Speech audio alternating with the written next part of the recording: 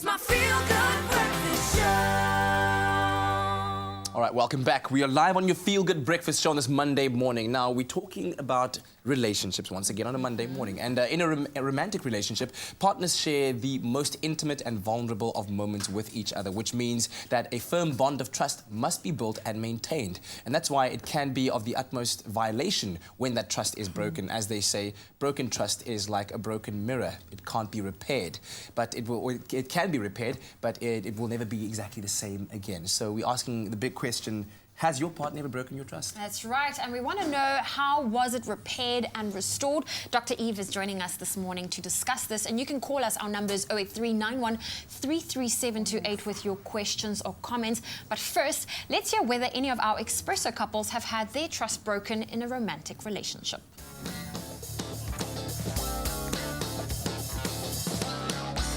I'm Alexa, And I'm Miles. and we've been dating for just under 2 years, but we've known each other for 6 years. Hi, my name is Cameron. Hi, my name is Quaid, and we've been together for 3 years. Has your trust ever been broken in a romantic relationship? Well, this is my first romantic relationship, and right now, not in a very bad way. Not in a way that would sort of stop me trusting you completely. Yes, my first partner cheated on me. That was obviously a very unpleasant experience. You never trust so easily again when you've been hurt in that way. We have gone through some tricky situations, but we've worked through them. Yeah. So it's not like something huge. Like no deal breaker type. Yeah, because we still, we're still together. Very important stuff. So once again, our line is open, 08391333728. Dr. Eve, welcome once again. Yes. Thank you for having us. Well, thank you for being here on the show. So why is it so important then to build this bond of trust in a relationship? I liked your word that you used in your intro, Kat, where you said violation. And it really feels like a total violation, almost what I would call heart-wrenching and gut-wrenching experience when you find that this basic foundation, which has to be there if you want to enter into something called a relationship, has been broken. You feel as if you've been shredded and violated at the deepest, deepest level. It is absolutely essential to have trust as your foundation in any form of relationship or situationship. And even if it's a casual situation, you want to feel a sense of trust. And trust even has to mean that I'm going to protect you through safer sexual means, like bringing in a condom, because obviously I talk about sexual health all the time.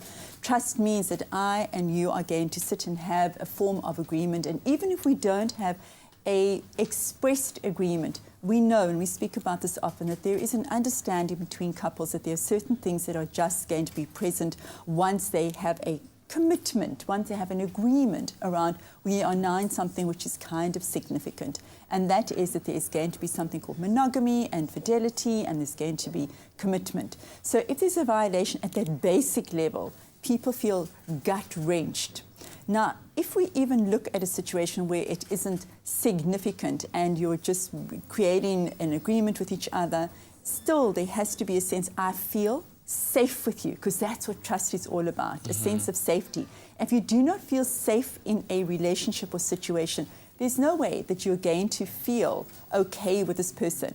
And it's vital that people recognize what's called red flags. That's going to really be your guiding compass in a way, that when you get into a situation with somebody and you feel, I don't feel safe, that means that my trust isn't really there to start out with.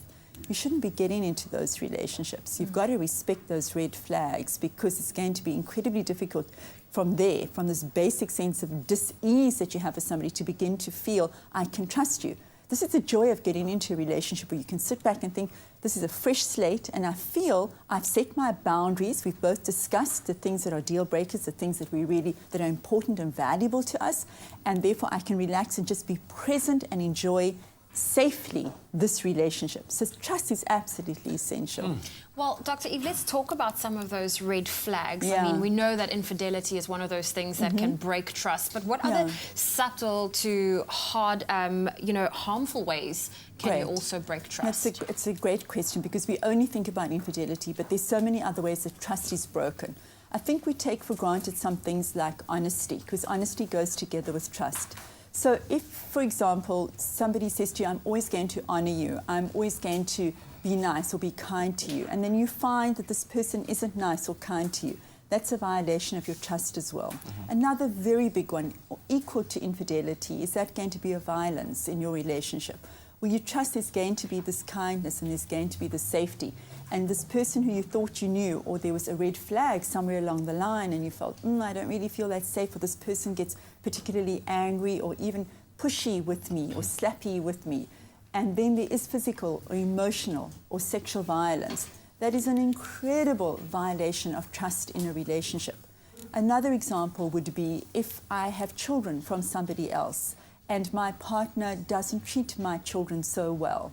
That's got to be a red flag for you right in the beginning, and then you're going to feel, I don't trust this person because we have different values, or because I don't feel safe with my children. Dr. Eve, thank you so much for being here. We'll continue to take a bite out of Dr. Eve's apple of wisdom on this topic. Give us a call on 0839133728. When we come back, I want to ask what happens inside the partner whose trust has been broken, because we need to understand that as well. But we'll be back here very shortly. Let's head on over to the kitchen. It's my feel-good breakfast show. So as it stands right now, I put up a quick little Expresso couples poll, and I asked people what happens when the trust has been broken, whether love conquers all, no it's too late, and what is trust. And about 25% of people are saying, trust? What is trust? Oh my goodness, that makes me so sad. It makes me sad The too. cynicism. Well, let's ask our Expresso Oh, couples goodness. how they would cultivate trust in their relationship.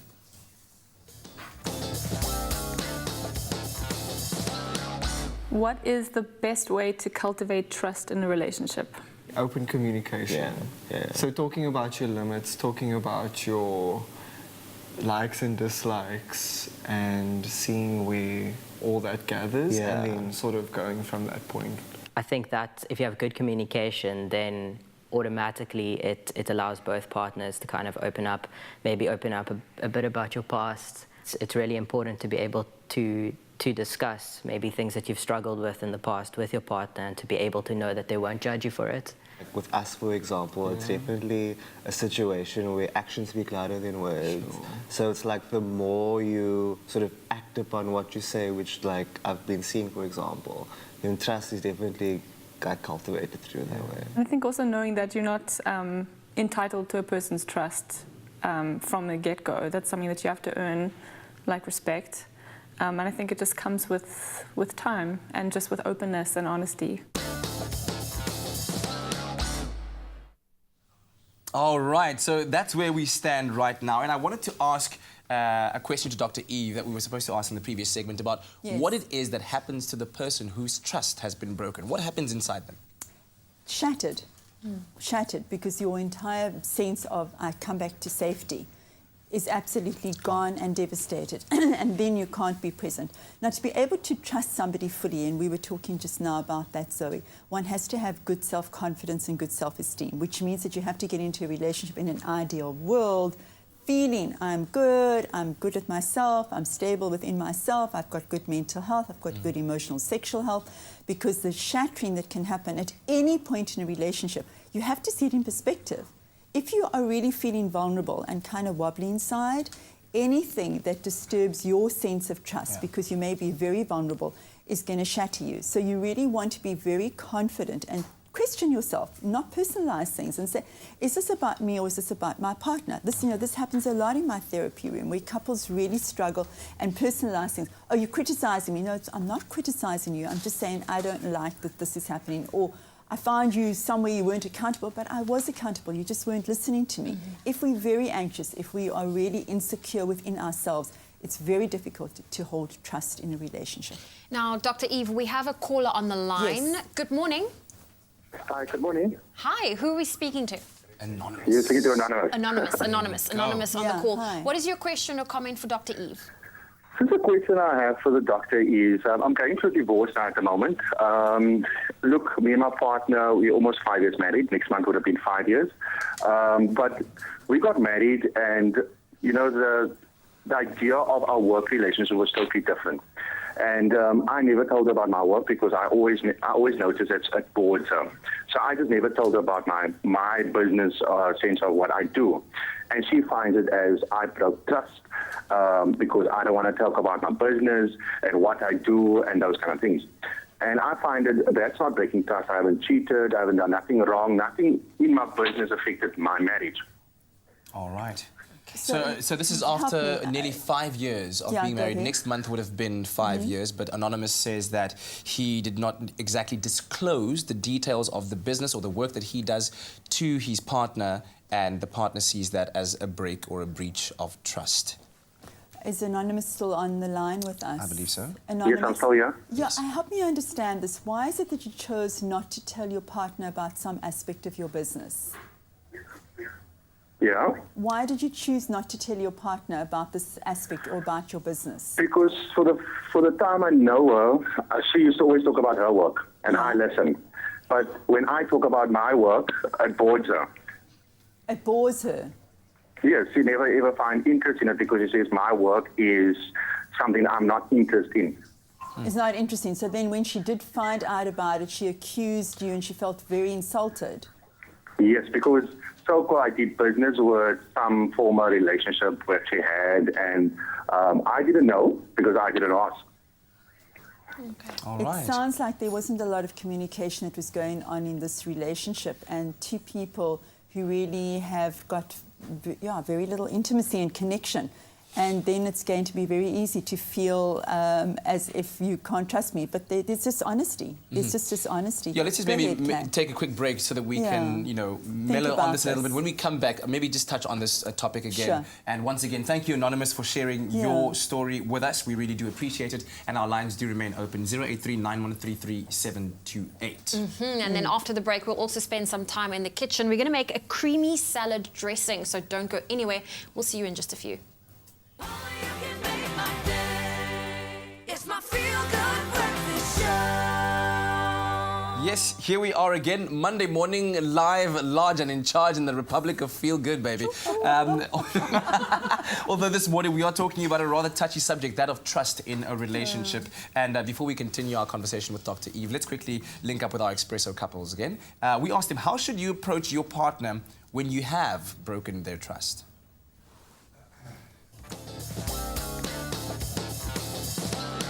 How should you approach your partner when they have broken your trust? Communication is always a pretty solid way to get through anything. Be straight with them, because it's obviously a hurtful thing if someone's broken your trust.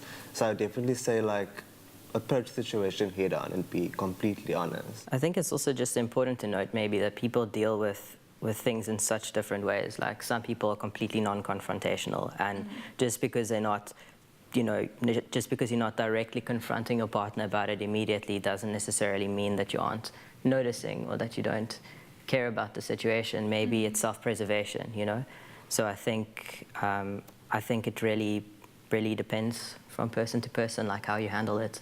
And talk about it like in 24 hours. Like don't let it linger longer than 24 hours. Because that's awful. All right, so we'll keep those lines open, 083 9133 728. Now, Dr. Eve, we just heard from our Expresso couples as well as our anonymous caller. Yes. What do you do in the case that your trust have been broken in a relationship? How can you go about to restore it? How about, Sweat I'm and sorry, tears. I'm sorry. That's probably like, no, there is a place for I'm sorry. But there's got to be a whole lot of stuff that goes along with I'm sorry.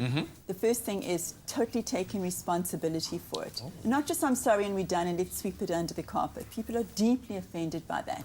You know, there was a Truth and Reconciliation Commission that happened in this country, and it was essential.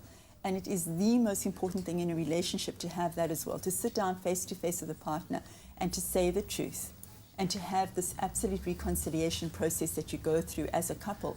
the first thing is each one takes a responsibility for the injury that they caused, because two people cause injury. If we just refer back to the call that came in, here she's saying, or his interpretation of it, I'm not interested in your work, and he's saying, well, I didn't share with you because you weren't interested. Both of them have injured each other. She injured him by not being interested, and he injured her by withholding basic 101 information about what do you do with your day. I mean, how do you ever build trust in a relationship if you can't share what you do with your day? So it is about taking responsibility, and then it is by sitting through and enduring the discomfort of having to listen to the other person's pain. And then the most important thing is being able to show empathy. Not just, I'm sorry, please forgive me. You know, I don't believe in this forgiveness stuff. Empathy. I feel how I see your pain. I see your pain. I'm with you in your pain. I take responsibility for the pain that I have contributed towards, that I see in you. Yeah. So empathy, number one. I'd like to ask the big but. Yes. Big but question. When you do that, when you Yes. say, I acknowledge the pain that I've caused, and then, Yeah. but it was never my intention. Should you ever do that? No. Just to kind of, to clarify to the person that... the fire. No, to clarify to the person that this was not my intention. Okay, Just so that you know. Yeah, so you have two separate conversations. Never do the but. Never do the but. Do the but. You totally discredit whatever you've said beforehand, because this person's going to feel this person's not really present. They're just patronizing me. They're just kind of doing it to keep me quiet and to stop this discomfort that we're both feeling. You empathize. You sit with the person, and then you say, I want to tell my story. This is what happened for me. It's too... Look at you getting all happy. Look at you getting all happy. Why I did that, Dr. Yes. Eve, is that I want you to almost give us like a little bit of a practical lesson right Yes. now. I'm And say, telling you. what does it mean to empathize? So I come to you and say, Dr. Eve, you broke my trust and you didn't show up to my concert, and you're supposed to be my #1 fan. Yeah. You weren't there and you hurt me. Yeah, so how do you empathize? I'm going to say to you, Katlego, I can see you disappointed. It must have been a terrible feeling for you because you were really hoping that I would be there. I can understand that this felt very harmful to you. And you'll say to me, thank you. not right away. You're struggling. Not right away. Yeah, not right away. Might take me a moment. Yeah. You're going to sit with it, but you're going to listen to me, and we're going to sit with it, and I'm going to keep empathizing and saying, I can see I hurt you, I can see I hurt you. And then I'm going to say to you, now I want to tell you what happened and how come I wasn't at your concert. And perhaps then you will have empathy for me, because that's the only way that trust can be restored, is if you can sit and you can eventually develop compassion for the other person and say, I get it. I get where you were coming from. I misunderstood. I misinterpreted you. I'm still angry. I'm still feeling hurt. And I'm going to say to you, that's okay. You can keep your anger. You can keep your hurt. I'm hoping that you will also be able to understand one day where I was coming from. I need a moment. Well, listen, we're going to give you that moment. If you've got a question or a comment for Dr. Eve, we are talking about trust in a romantic relationship. Give us a call. Our number is 08391333728. But let's head on over to the kitchen. It's my feel-good breakfast show. Well, it's a Monday morning and we continue to eavesdrop into an encyclopedia of knowledge by Dr. Eve. We're talking about trust in a relationship. Solomon the Wise. We've kept our number open and we've got Anonymous on the line. Good morning, Anonymous. Hi there. Good morning, everyone. Thank you so much for the call. What is your comment or your question? Okay, I have a question for Dr. Eve. Myself and my husband, we are going to be married for 6 years this year. And I recently found out that he has been seeing another woman. I did confront him about it. He has apologized. I'm really trying to make things work between the two of us. We have 2 kids and... Yeah, it's been a long time. And for some reason, I just cannot fully be able to trust him again. So I just need to know what I need to do or what he needs to do for us to build that relationship back, to get that trust back. Oh, wow, thank you. Firstly, thank you very much for sharing that with us. That is really, really brave of you, Anonymous. Dr. Eve? That's Arch. Question for you. What is it that you feel that you need in order to begin to restore some form of trust and soothe your pain? What is it that you need? Well, we have been together for 13 years, and I mean, I do not want to throw 13 years away. Right. I really need to work this out for myself and for my kids. yeah, I really want to make things work between the two of us. But What would you need from him in order to begin to soothe yourself and form trust again? What is it that you feel you would need as a person, as a partner? What would you want from him? What behavior would you like from him? What words would you like from him? What is it that you would need from him to begin to trust? Yeah, I just need reassurance that obviously he has told me that he won't do it again. It was a mistake. So I need more communication from him to be more open with me. Because it was a work colleague also, I constantly have this feeling that something is going on at work because he sees it more than he's with the family. So I need him to communicate, to be more open with me, and just to assure me that, Do you feel like you can ask for those things? In other words, do you feel empowered enough and do you feel you have the right to be able to say, look, sweetheart, you know, boundaries have now been broken and this is what I'm now needing in order to feel safe and trusting with you again? Do you feel that you can safely talk to him and make those requests? Yeah, I have. We have spoken about it, but for the first 2 weeks after I found out, it was just like we didn't speak for like 2 weeks. At a time, and we never pick up the conversation again because I'm too afraid that the way he's going to act, the way he's going to. So I don't. So this is difficult. I'm in such a pickle. I can hear your struggle. And I'm also hearing that you are afraid to really be honest and to be setting boundaries and to be asking for what you want, which is what everybody wants, which is just accountability and a sense of presence and much more transparency with you. And I'm hearing that you're a little afraid to ask him because you don't want to lose your family, you don't want to lose him. I would suggest therapy. I would suggest that both of you have to go through a process of building trust again. And I really would suggest that you go to a therapist and work through this. Absolutely. And Anonymous, thank you so much once again for that call and for sharing your story with us, and also our previous Anonymous caller as well. And if you'd like to continue the conversation with Dr. Eve on social media, you can find her at Dr.Eve. Dr. Eve, thank you so much. We're feeling sad now, huh? No, I'm feeling inspired because I think we're helping people here. We are truly helping people, and you are a very important part of that. As I said, we appreciate taking a bite out of your apple of wisdom. We'll do it again next week. Look forward to it. All right. Leanne, over to you.